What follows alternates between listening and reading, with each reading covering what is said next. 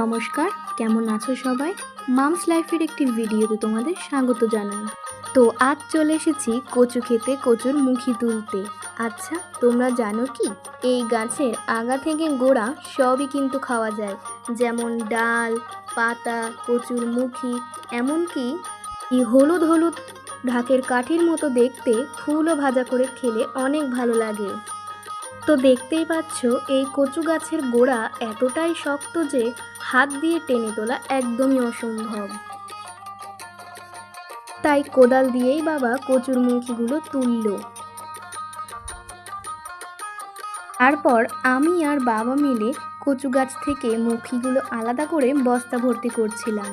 দেখতে দেখতে কিন্তু বাবার 2 ভাটি কচুর মুখি তোলা হয়ে গেছে। এইবার এই বস্তা ভর্তি কচুর মুখি বাড়ি নিয়ে যাওয়া হবে। তো ভিডিওটি ভালো লাগলে লাইক এবং সাবস্ক্রাইব অবশ্যই করো।